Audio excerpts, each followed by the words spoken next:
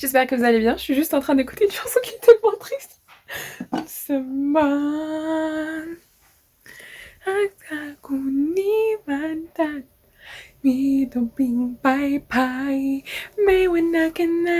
Bref, comment allez-vous? Moi je vais absolument bien. Aujourd'hui je me suis réveillée pour être très active. Il est maintenant 13h. J'ai pas fait tout ce que je voulais faire. Mais à part ça la vie est belle. Aujourd'hui, je voulais faire une petite vidéo de sensibilisation, même si vous pouvez être sensible à mon faciès maintenant parce qu'il est juste absolument rempli d'huile. Enfin, même pas, c'est que de la crème. Donc, ce qui se passe, c'est que j'ai fait un post très récemment sur un livre qui est très très important, qui parle de la violence policière et du racisme systémique, et pas systématique, les amis, ne dites pas systématique. Systémique veut dire que c'est dans le système. Systématique veut dire que c'est très redondant, ce qui ne devrait pas être. C'est The Hate You Give de Angie Thomas. C'est du coup en français, c'est la haine que vous nous donnez. En plus, il est signé. Il est signé. Enfin bref.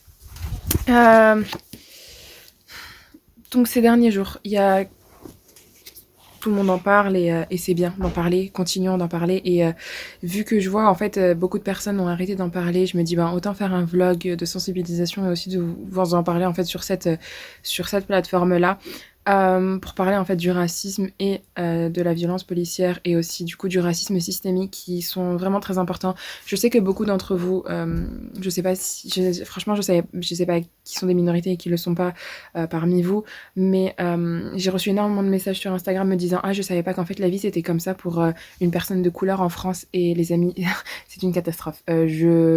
Franchement il y a des jours qui sont bien, il y a des jours qui le sont pas si bien, tu vois.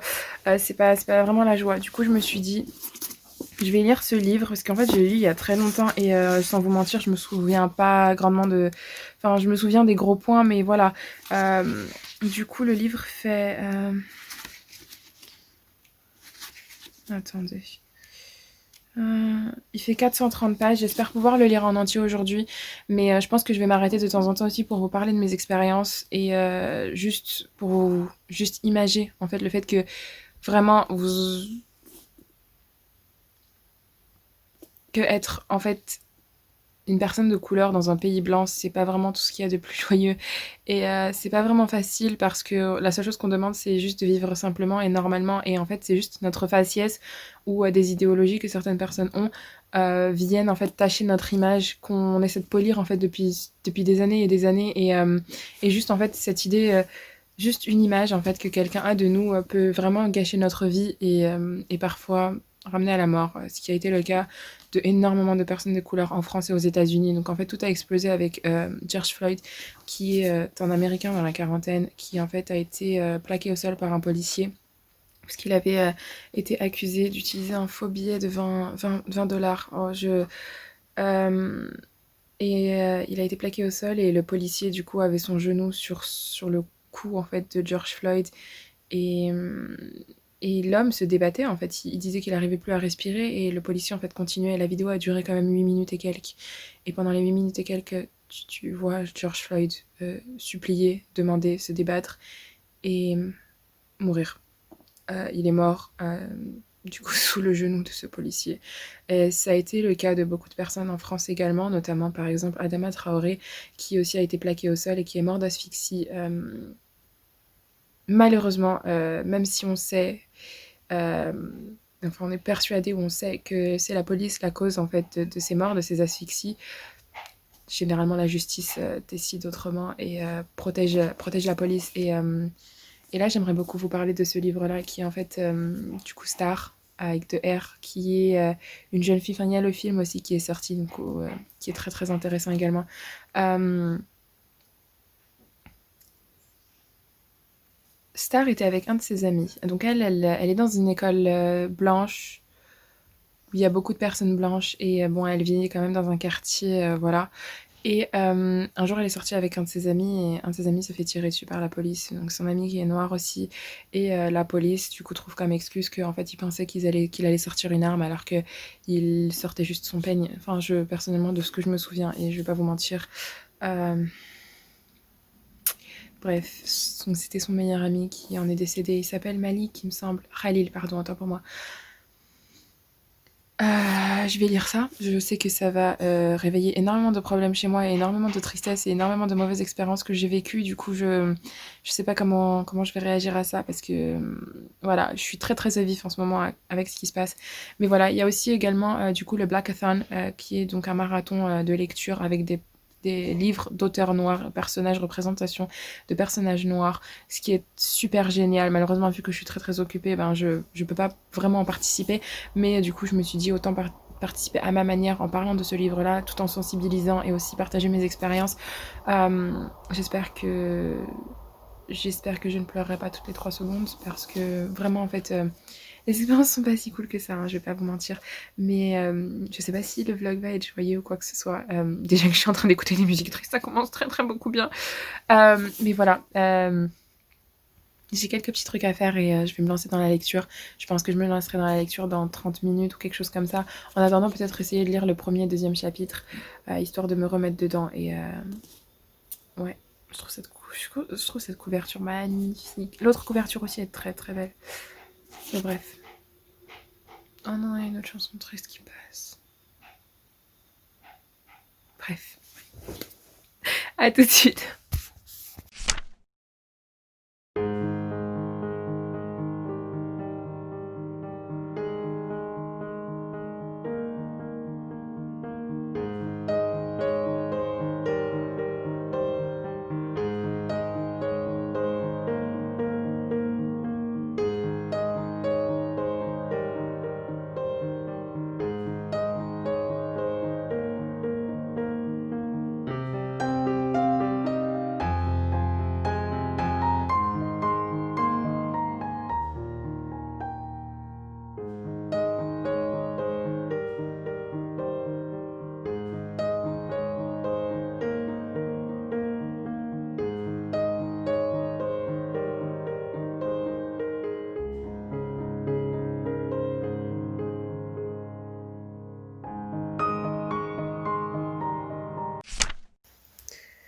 Parlons peu, parlons bien.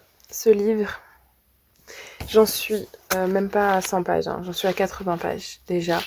Et j'ai déjà 6 marque-pages. Le jaune, c'est pour montrer la différence de monde entre les personnes de couleur et les blancs. Je ne dis pas blanc de manière raciste ou quoi que ce soit, hein, c'est juste pour comparer. Donc entre les noirs et les blancs. Et on peut voir en fait vraiment la différence de monde. Et aussi ça parle aussi du fait que le quartier, parce que Star est du coup dans une école pour blancs, enfin assez high standing, et qui est pas une ZEP. En fait, elle voit la différence et elle dit que justement, en fait, ce qui est cool, c'est que c'est de la première personne. Et en fait, on voit que elle doit séparer les deux mondes. Et en fait, en vrai, quand on étudie la sociologie, on sait que, par exemple, les enfants d'immigrés et qui habitent en banlieue, eux, ont ce truc où ils savent en fait faire la séparation des mondes dans lesquels ils sont, c'est-à-dire le quartier, le travail et l'école, parce qu'ils doivent faire ça, ils se sentent obligés, dans un sens ils sont obligés, parce que c'est systémique, c'est obligé, tu dois quand même, histoire de pouvoir t'intégrer dans la société, pour pouvoir avoir un réseau social, pour pouvoir trouver un travail et te faire pistonner, tu dois quand même cacher le fait que tu parles en wesh wesh. Ça a été mon cas pendant plusieurs années parce que j'ai été dans des écoles privées catholiques et enfin dans une école privée catholique et je suis un peu trop fière de ce que je suis. Du coup, j'ai dû le montrer, mais parfois j'ai dû le cacher parce que parfois je me faisais convoquer parce que une fois j'ai oublié de retirer mon turban, juste ça, et je me suis fait convoquer et on m'a failli me dire que j'allais avoir un rapport. J'ai été dénoncée par un professeur qui n'a pas aimé mon comportement. Il aurait pu me le dire en face, hein, je l'aurais retiré aussitôt, mais non, il fallait que ça aille à la direction. Cela étant dit, il y a énormément de choses très importantes. Par exemple, les leçons que le père de Stark lui donne, c'est pas des leçons qu'on est censé donner à des enfants. C'est pas des leçons qu'on est censé donner à des enfants. Et pourtant, malheureusement pour les enfants de couleur, on est obligé de faire ça. Et moi-même, je sais, par exemple, on est éduqué avec cette peur de la police parce qu'on n'a pas le choix, parce que autrement, si on essaie de faire les fous devant la police, ça part en cacahuète. Donc par exemple, il lui dit quoi? Il lui dit... le cours, il est là. La...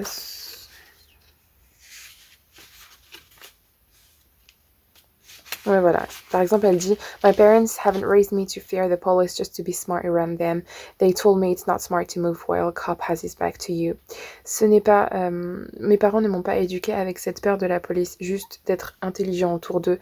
Ils m'ont dit que ce n'était pas intelligent de bouger quand la police est dans notre dos et ça peut très très mal tourner. Et malheureusement, ça a mal tourné pour Khalil, qui en a subi les conséquences, qui a juste voulu en fait ouvrir sa porte et qui s'est fait tirer dessus. Et qui en est décédé. Parce que le policier, bien évidemment, s'est senti l'obligation de lui tirer 3 fois dessus. Comme la police se sent parfois très obligée de faire des choses qui ne sont pas nécessaires, n'est-ce pas, mes chers amis Ça parle aussi de quartier et de pas mal de choses, et surtout être des personnes de couleur et avec dans une école blanche. Donc rien que la page 80, il y a énormément de leçons dedans qui sont très très importantes et très intéressantes. Et franchement, je vous invite à lire le livre. Et je pense que je vais pas être déçue de la suite, bien évidemment. Et ça a été tourné, du coup, ça a été adapté en film. Donc, je vous recommande, si vous voulez pas lire, peut-être de regarder le film, qui a apparemment été validé par l'autrice. Donc, il pense que c'est assez proche, en fait, de l'œuvre de base. Mais, ouais. Enfin, ouais, bah, par exemple, on est éduqué avec, justement, faut l'avouer, on est éduqué avec cette peur de la police. Si on doit être très intelligent et faire attention à nos gestes, il y a quand même cette peur de la police. Et surtout quand on est une personne de couleur, en fait, c'est très compliqué. Moi, personnellement, la police, je peux pas, j'en ai peur. J'en ai peur. Par exemple, une fois, j'étais aux Champs-Élysées avec ma mère, mon père, ma soeur, enfin bref, ma famille. Et il y avait juste la police. Vous savez, l'armée à côté, enfin, les gros policiers avec les grosses armes qui passaient à côté de nous. Et en fait, pendant 10 minutes, ils étaient juste derrière nous. Juste derrière nous. Et on était... Bon, on va profiter de ce marché des Champs-Élysées comment, du coup, parce que... Pourquoi nous suivre, nous? On a fait quoi? Nous, on est juste des personnes de couleur avec un foulard sur notre tête qui voulons juste... On n'est pas des terroristes. Pourquoi? Une fois, j'étais avec une amie et la police m'a contrôlée. Une amie asiatique et moi. Elle a un style un peu gothique et moi, j'avais un style débraillé.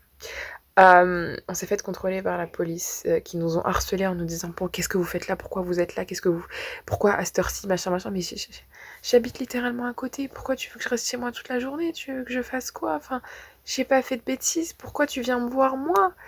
Enfin bref, et il y a pas mal de choses comme ça avec la police. Enfin, quand je conduis, j'ai peur de la police, alors que pourtant, enfin, je conduis correctement, je conduis bien, ça fait 5 ans que j'ai le permis, enfin, jamais eu de problème, mais quoi qu'il arrive, quand je vois la police, j'en ai peur. Enfin, j'ai les chocottes, littéralement, j'ai les chocottes. Parce que, justement, tu te dis qu'en fait, la police a cette image de toi. Elle a cette image de toi et enfin, tu peux rien y faire parce que leur inconscient, peut-être, va réagir en fonction de cette image. Et comme on a vu Street Press, qui est une presse militante, à dénoncer et à montrer, en fait, dévoiler 2 sites de groupes Facebook de policiers racistes. Donc dites-vous, imaginez, des personnes qui sont censées nous protéger, des personnes qui sont censées être là pour notre bien, sont racistes et n'aiment pas les personnes de couleur, les personnes étrangères, les Roumains, les Arabes, les musulmans, les Noirs, les Asiatiques. Ils les insultent, ils nous insultent. Imaginez, ils sont armés, ces hommes, enfin ces femmes aussi. Ces personnes sont armées. Elles sont censées nous protéger. Mais si elles voient une personne qu'elles n'aiment pas, elles sont armées. Elles ont le droit. Et elles peuvent dire oh mais non, il a fait un geste brusque, moi je pensais qu'il allait m'attaquer, qu'il allait faire quelque chose, je pensais qu'il était armé, je pensais que c'était une personne louche.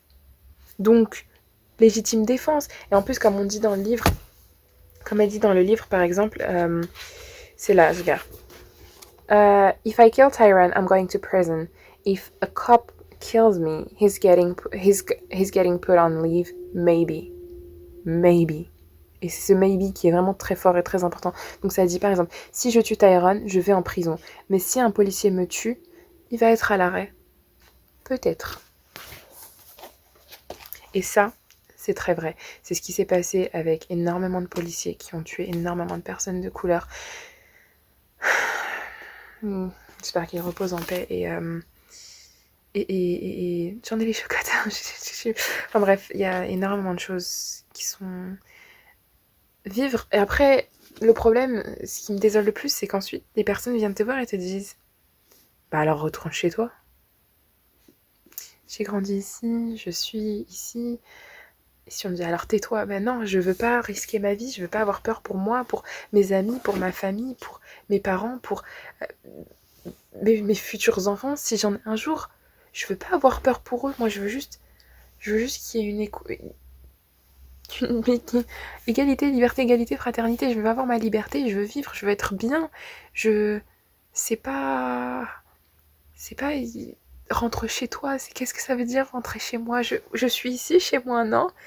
Je suis ici chez moi, non? Je sais plus. Je sais plus. Si à chaque fois qu'on va dire qu'on est mécontent d'un truc, que la police est raciste, que la police est islamophobe, que la police abuse de son pouvoir et que la société, en fait, le système, en fait, est contre les personnes de couleur et de religions différentes, et qu'ensuite on te dit, mais rentre chez toi, ou si ça ne te plaît pas, pars d'ici, mais tu crois que la vie, c'est un kiwi? Mais c'est pas une phrase qui se dit, en fait, c'est pas une phrase qui devrait exister, en fait. C'est pas, tu ne dis pas, bah tu devrais aller ailleurs, mais tu veux que je fasse quoi? Je suis née ici, j'ai grandi ici, le problème c'est le système, c'est pas moi, pourquoi moi je vais partir? La majorité des enfants d'immigrés veulent partir de ce pays, veulent aller dans un autre pays. Le problème c'est que tu n'es accepté nulle part. Je vais vous expliquer une chose.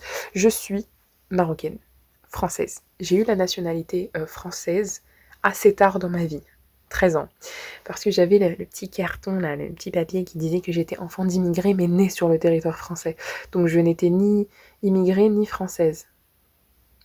J'étais le cul entre deux chaises. J'avais la nationalité marocaine, par défaut, parce qu'il fallait bien que j'ai une nationalité.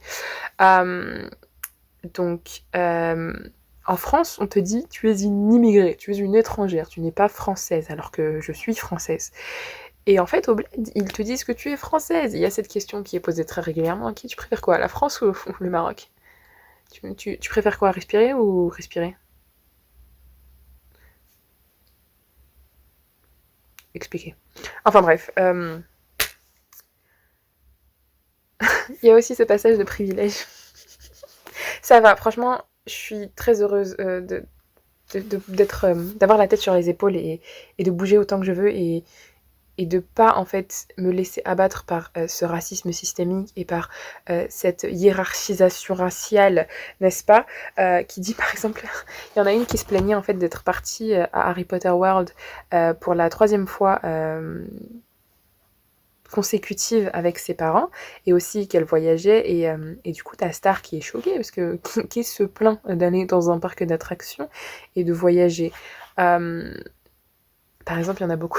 Il y avait une émission sur les brown people, parce que moi je suis considérée brown, je suis africaine. Je ne suis pas arabe, je suis africaine, néanmoins je ne suis pas noire. Même si j'ai des ancêtres, je suis considérée comme brown. Brown, en fait, marron, ne sont pas blancs, ne sont pas noirs. C'est l'Asie du Sud, le Moyen-Orient et l'Afrique du Nord. C'est-à-dire ce sont des personnes mates de peau. Il n'y a pas l'équivalent en français, cela étant dit. Il ne me semble pas. On est considéré comme blanc, mais on n'est pas blanc. Donc on est brown. Donc c'est-à-dire Pakistan, Bangladesh, Inde, Sri Lanka, Moyen-Orient, on a tous les pays arabes et les pays perses. On a aussi la Turquie, il me semble, je ne sais pas. Et du coup on a le Maghreb et la Mauritanie. Donc la Mauritanie fait partie du Maghreb d'ailleurs. Et ben, qu'est-ce que je voulais dire? J'ai absolument oublié. Oui, il y avait une émission avec, comment il s'appelle? Ah mon dieu, j'ai oublié son nom. Hassan Minhaj. Hassan Minhaj qui était vraiment très intéressante. En fait, ça parlait des ABCD, Asian, non, ABD,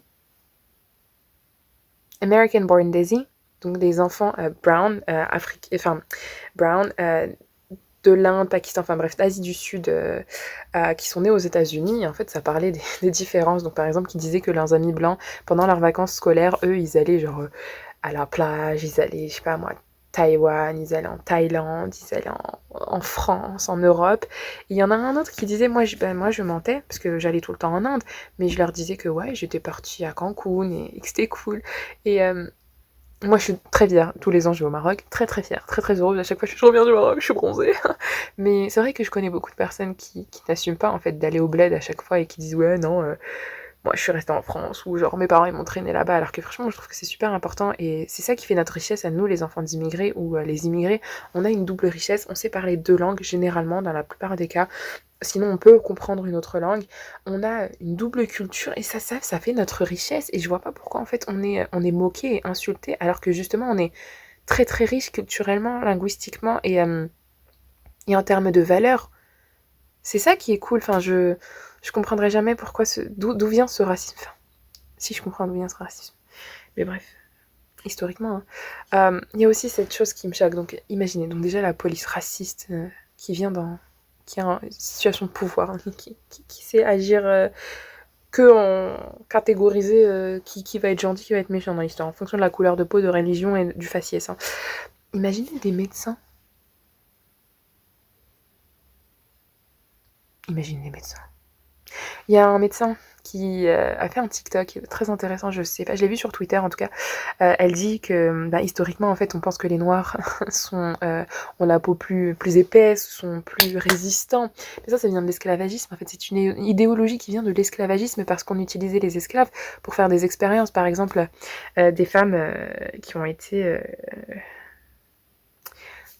complètement amochés par des médecins, parce qu'ils testaient comment faire ceci, comment faire cela sur des femmes, parce que c'était des femmes esclaves et qu'elles n'avaient pas vraiment leur mot à dire, c'était juste des possessions, des objets, hein, littéralement. Les esclaves étaient considérés comme des objets. Imaginez quand même une autre personne, un être humain, juste parce qu'il a une couleur différente, qui vient d'un autre pays, est considéré comme un objet, et que par exemple, énormément de pays ont été construits grâce à l'esclavagisme, où beaucoup de guerres en fait ont été faites et ont été combattues par le biais en fait d'immigrés qui ont été ramenés juste pour combattre pour ce pays-là, notamment la France, avec les immigrés maghrébins lors de la Seconde Guerre mondiale, mes chers amis.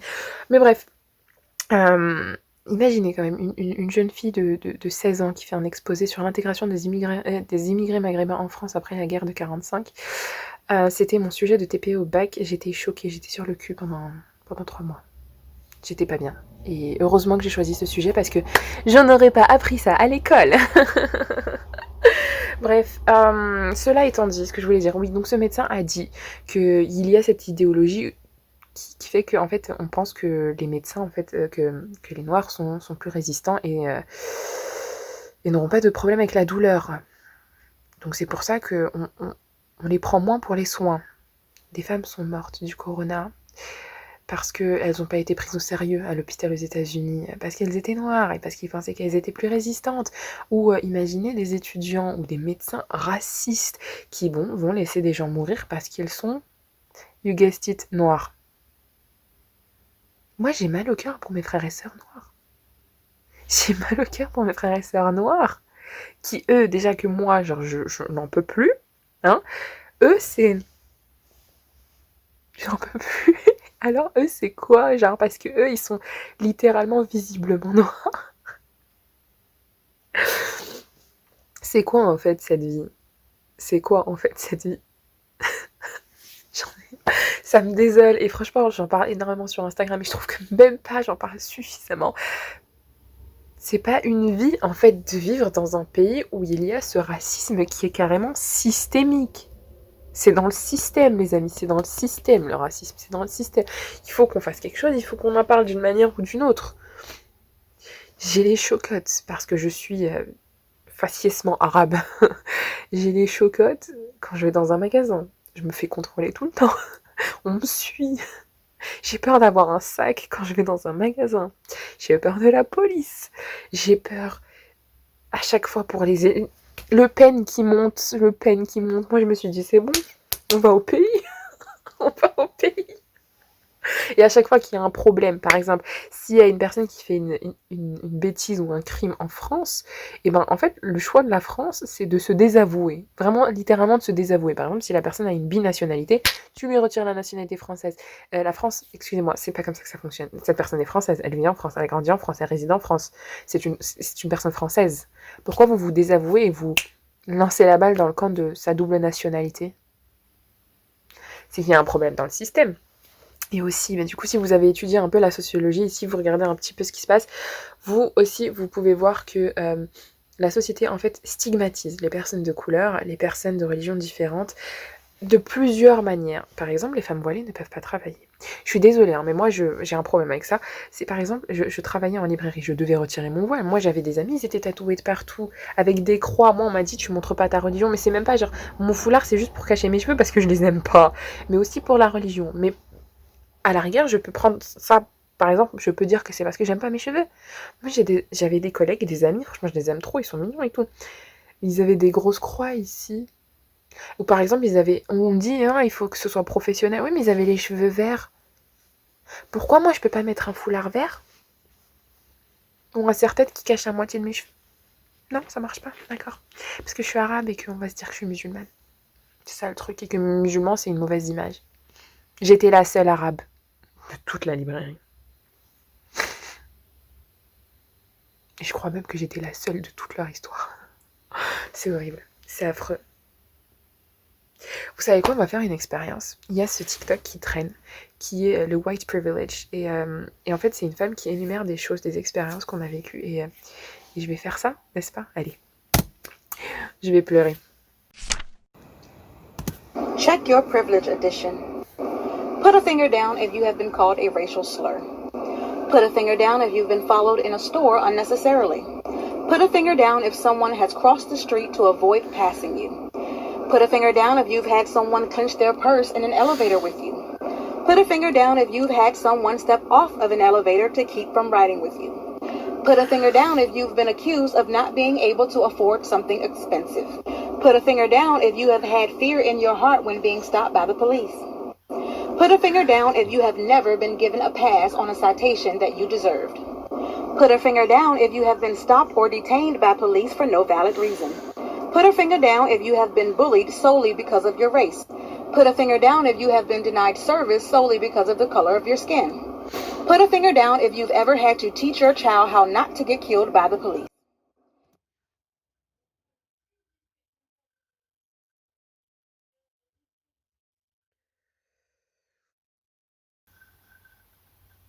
Il y a un problème. Il y a un problème. Il y a un problème. Ça, le privilège. Le privilège que les personnes de couleur n'auront jamais.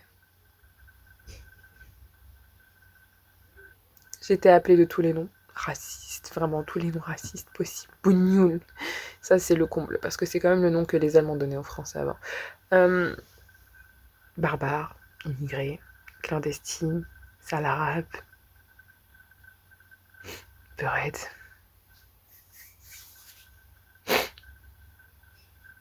Sorcière. Parce que les Marocains sont des sorciers, semble-t-il. Alors, le nombre de personnes qui prennent leur sac et qui ferment leur sac quand je suis avec eux dans les transports en commun. Et merveilleux, juste c'est une pompon sur la Garonne, j'aime beaucoup, ça me fait doucement me délirer. Hein.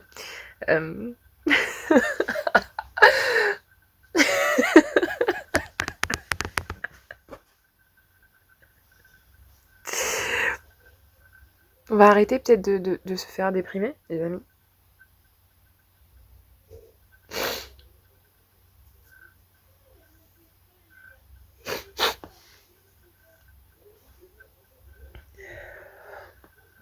On va arrêter de se faire pleurer et on va continuer à lire le livre pour se faire pleurer encore un peu plus, hein, histoire de... Il me reste, voilà, hein, je sais pas si je vais fuir ou si je vais pas fuir, mais ouais, la vidéo va quand même faire 40 minutes les amis, je vous préviens tout de suite.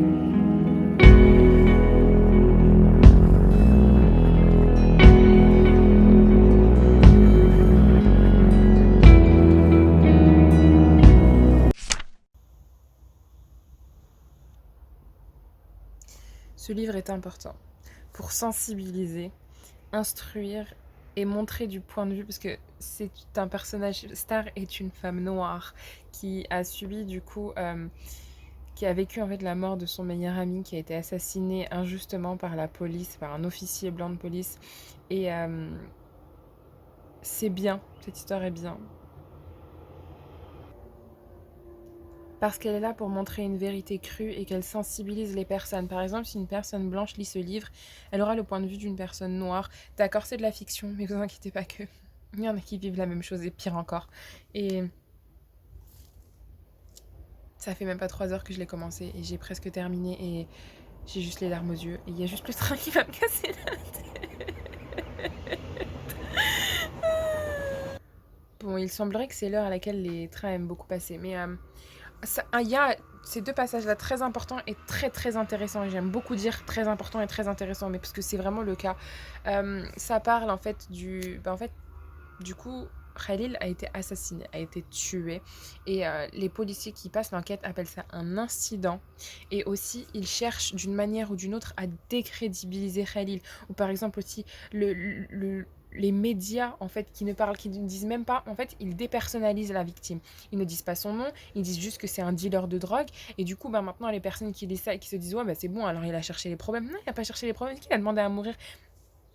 Et ça parle aussi du cercle vicieux les personnes, les minorités sont stigmatisées. Donc après, elles trouvent pas d'endroit où gagner de l'argent, donc elles font n'importe quoi. Parce qu'elles n'ont pas d'autre choix pour gagner de l'argent. Je démissionne. Mais non, franchement, ce livre est très très important et très très intéressant. Et vraiment, je le recommande. Il a été traduit en français, c'est La haine que vous nous donnez. Angie Thomas, ça montre vraiment du point de vue de personnages de couleur, comment ça se passe face à la police. Quand, par exemple, une des personnes est tuée par la police, vraiment, il montre bien à quel point, en fait, les médias, déjà, décrédibilisent et dépersonnalise en fait la victime en disant ouais c'est un trafiquant de drogue, c'était quelqu'un, genre ils disent pas oui, ils disent pas le nom, ils disent pas l'âge, ils disent pas non, ils disent pas que c'était un jeune garçon d'un jeune adolescent. Non, non, il a vécu, il a eu une vie, il a eu des combats, il a une famille, il était quelque chose, il avait encore la vie devant lui. Et pourquoi en fait ne pas en parler? Pourquoi ne pas parler de cette personne et juste dire un trafiquant de drogue a été tué par un policier? Alors le policier, on lui donne un rôle, voilà. Et par exemple aussi le speech du père du policier qui dit oui, il voulait juste voir sa famille, il voulait juste aider ce quartier. Mais en fait, c'est ça la mentalité que je connais pas, que je comprends pas. C'est pourquoi en fait ils se sentent l'obligation. Ça s'appelle, je sais plus comment, mais pour moi ça s'appelle le complexe du super-héros. C'est en fait, ils veulent aider. Ils voient une minorité, ils se disent ah, il faut que je les aide. Non, ils n'ont pas besoin de ton aide. Ils peuvent se débrouiller tout seuls. Il n'y a pas besoin qu'un policier vienne, et surtout si c'est pour foutre la merde. Enfin bref, vraiment, histoire absolument fabuleuse, merveilleuse. Ça parle aussi du fait que Star a un petit copain qui est blanc, et donc ça pose problème. Et parce que bon, il y a quand même aussi cette peur face des blancs, et voilà. Et. Non, franchement, super bon livre que je recommande. Et donc, je pense que je vais pas tarder à regarder le film aussi. Euh, on a besoin de plus de livres comme ça, mais on a aussi besoin de plus de livres avec des personnages noirs, des personnages de couleur, des BIPOC, donc des BIP aussi, des Black Indigenous Person of Color, donc des personnes, des indigènes, des noirs et des personnes de couleur, donc principalement asiatiques et arabes nord-africains. Euh, Pas seulement pour dénoncer des choses. C'est bien, en fait, de dénoncer des choses. Par exemple, pour ce qui est de l'intégration des immigrés maghrébins en France après la guerre de 45, il y a les bidonvilles, il y a les Mohamed et Yamina Benguigui. Pour l'immigration des Maghrébins, il y a la main invisible, les mains invisibles, je ne sais plus comment on prononce le nom, mais je mettrai de toute façon en barre d'infos. Et oui, il y a énormément de livres dont on a besoin pour parler en fait de ces personnes noires qui ont déjà fait la société et qui ont changé le monde. Vous savez pas le nombre de personnes noires, de personnes de couleur qui ont changé le monde. C'est... Ah là là. Et Il y a pas mal de comptes Instagram qui ont fait des listes de livres très importants, principalement, enfin, j'ai beaucoup de listes en anglais, de livres qui n'ont pas été traduits en anglais, mais je vais chercher sur les Instagram, il me semble que Cordelia et une autre personne, je vais aller chercher ça tout de suite et mettre ça en barre d'infos, un lien vers leur post ou un lien vers les livres directement. Je vais voir s'il n'y a pas des blogs aussi qui ont fait des articles dessus. Je mettrai aussi en barre d'infos des pétitions à signer, si possible, signer s'il vous plaît. Il y a aussi une chaîne YouTube plusieurs chaînes YouTube en fait, qui font des vidéos qui durent 1 heure ou qui sont encore en live où ben, on regarde la publicité et tout l'argent en fait qui est gagné sous ces vidéos est redonné et versé à des organisations pro-minorité et pro-noir. Donc je vous invite grandement à faire ça. J'en parle beaucoup sur Instagram, donc je sais pas si certains, enfin la majorité d'entre vous je pense vient d'Instagram, mais ouais, enfin vraiment, il faut lire des livres de personnes de couleur. Il y en a pas mal, il y en a vraiment beaucoup, mais après dans la littérature, comme j'ai dit, je sais plus si c'est ici ou si c'est ici, mais comme j'ai dit dans ma précédente vidéo, c'est que j'aimerais voir des personnages comme moi, mais par exemple dans de la fantasy ou je sais pas moi, vraiment un personnage comme moi qui est en train de vivre une aventure comme ça, je m'identifie. Je veux une personne qui soit en surpoids, je veux une personne musulmane, je veux une personne noire, je veux une personne berbère, je sais pas moi, je veux une personne indienne, je veux de tout. Et ce serait trop beau. Et ça ferait vachement la richesse de la littérature. Et de voir beaucoup. Parce que des personnages blancs, 6-7, on en a vu beaucoup. Je veux vraiment voir des personnages comme nous tous. Et ce serait bien. Ce serait bien. Je vais finir ce livre-là et je vous ferai un petit topo. Et puis, normalement, je devrais sortir avec ma meilleure amie. Donc, si je sors et qu'il me reste encore de l'espace, je vous filmerai ça. Et sinon, à tout à l'heure avec mon récap du livre. Même si j'ai déjà lu la dernière page et que j'ai pleuré.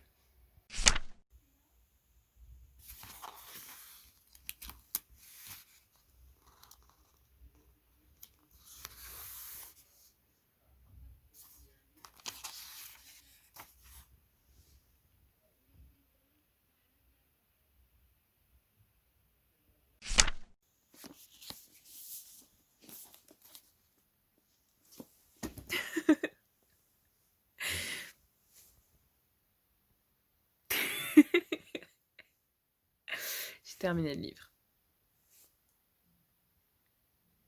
Et comme elle le dit dans les derniers mots, je ne me tairai pas. Je ne l'abandonnerai pas. Je promets. Beaucoup de personnes souffrent de ce qui se passe, du racisme systémique et systématique. Il faut le dénoncer, il faut en parler. Si on s'arrête d'en parler, ça sert strictement à rien. Et c'est en partie pour ça que je vais faire ce vlog maintenant. Parce que tout a commencé, enfin, George Floyd, c'était fin mai, je crois. Il me semble que c'était fin 27, quelque chose comme ça, mai. Et ça a explosé en pleine gueule, en pleine gueule du gouvernement et tout le monde a protesté. Les 50 États des États-Unis, il y avait des manifestations. Il y en a eu à Paris avec Assa Traoré, Justice pour Adama. Il y a eu à Londres, en plus avec tout ce qui se passe maintenant, il y a aussi beaucoup d'affaires qui reviennent. Par exemple, celle de Choukri. Ça a été fait au Japon, ça a été fait dans les pays arabes, même les pays arabes en guerre. Ils sont en train de faire ça. Ils sont en train de faire des manifestations pour Black Lives Matter parce que leurs vies sont importantes. Le problème, c'est que les personnes, les racistes et le système, en fait, les a sous-estimés et les a rabaissés, les a dénigrés. Et pourtant, leur vie compte tout autant que la nôtre, tout autant que, enfin, que les leurs, parce que personnellement, je fais partie des minorités, donc franchement, il faut en parler, il faut pas s'arrêter d'en parler. Et j'ai vu récemment que beaucoup de personnes ont arrêté en fait d'en parler sur les réseaux sociaux. Et non, il faut pas faire ça, s'il vous plaît, n'arrêtez pas. Il faut continuer à en parler. C'est un combat qui dure des années et des années et des années. Il y en a qui ont grandi avec ça, il y en a qui ont grandi avec cette peur, il y en a qui ont grandi avec tout ça. Donc s'il vous plaît, il faut continuer d'en parler. Il faut continuer d'en parler. Et moi, en fait, ce qui me choque le plus, c'est qu'il y en a beaucoup sur Instagram qui viennent me voir quand je parle de mes expériences personnelles face au racisme systémique. ben, on me dit: «Ouais, mais moi, en fait, je savais pas que c'était comme ça, je savais pas que toi, tu vivais comme ça et que ça que le système et l'administration t'avaient traité de cette manière ou que tu as peur comme ça et on savait pas, en fait» et on est là on est là aussi pour éduquer, on est là aussi pour montrer et pour dénoncer toutes ces choses, en fait, qu'on a à vivre et c'est cool qu'il y ait des livres comme ça qui en parlent et il y en a beaucoup plus et je vais vraiment faire mes recherches parce que, en fait, je me suis beaucoup rendu compte que j'ai énormément de livres d'auteurs blancs avec principalement des personnages blancs. Et le problème, c'est qu'il faut chercher pour trouver ces livres-là et je veux pas. Par exemple, euh, il y a des livres avec des personnages musulmans qui vont sortir, mais il n'y a aucune communication qui a été faite. Par exemple, euh, A Very Large Expanse of Sea de Tahereh Mafi va sortir en français en juin. Personne n'était au courant. Il y en a un qui s'appelle Amina's Voice. Et ben, il est sorti. Personne n'était au courant qu'il existait, moi comprise. Enfin, je savais qu'il existait en français. Je savais pas qu'il avait été traduit en français. Je crois qu'il existait en anglais, qu'il a été traduit en français. Je savais pas en fait que c'était fait. Donc oui, il y a aussi la communication qui est pas faite. The Hate You Give, ben, c'est un succès mondial. Il y a aussi le film avec Amandla Steinberg. Yel, ce qui me semble que c'est